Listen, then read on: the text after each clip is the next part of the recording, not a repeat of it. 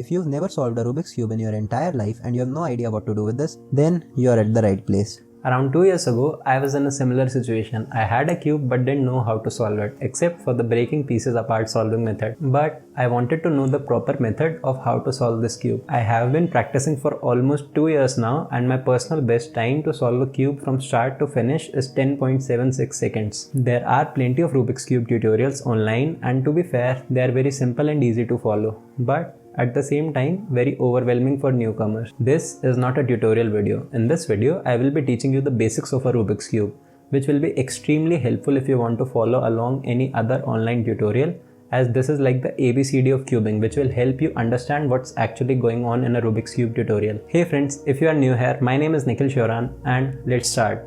A cube is a 3D figure with 6 faces, and in the Rubik's Cube, all these 6 faces represent different colors.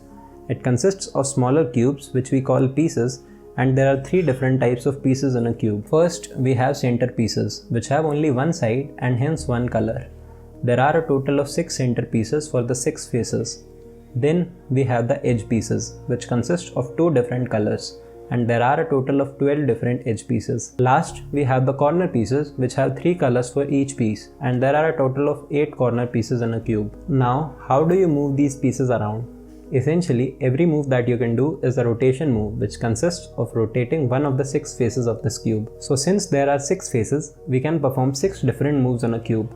Now technically, you can do more than 6 moves because each rotation can be clockwise or counterclockwise. So that leads us to a total of 12 moves that we can use. 2 rotation moves for each face of the cube. Then there are middle layer moves, which are just kind of like 2 faces moving together along with the cube rotation. For easier communication and understanding, these moves are represented by letters. Which brings us to our next part, the cube notation. Let's say you want to turn the top face of the cube clockwise. But saying the phrase turn the top face clockwise is not very efficient.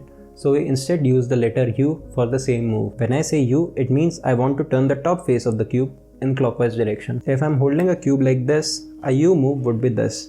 Notice carefully how when seen from the top view, this is a clockwise move. Instead, if I want to move it anti-clockwise, I will say U prime, which is the opposite move. Similarly, we have D for the clockwise movement of the down face and D prime for the anti-clockwise movement of the down face. For left, we use the letter L. For right, we use R. For front, we use F. And for the back face, we use the letter B. So, a total of 12 moves. U, U prime, D, D prime, L, L prime, R, R prime, F, F prime, B, B prime. Now, one thing to note here is that when seen from the front view, U and D look opposite moves. This is because individually they are both clockwise moves, and similar thing happens with other pairs of opposite faces as well. Now that you are clear with the notation, let's move to the actual method that we use to solve this cube.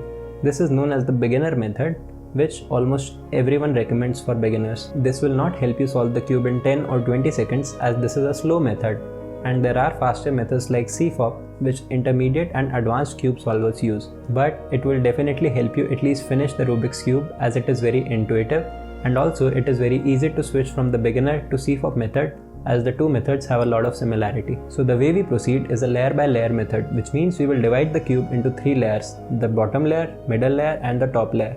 And we will solve each of these layers one by one, moving on to the next layer, until we finally eventually solve the whole cube. This is a video by jrcuber, and it is probably the best video on YouTube if you want to learn this method. This is the same video that I used to learn to solve a Rubik's Cube. Highly recommended, and I'll leave a link to this video in the description if you want to follow it. If you found this video helpful or you like the content that I make, please support me by subscribing to my channel and sharing this video. Thanks for watching, and I'll see you in the next one.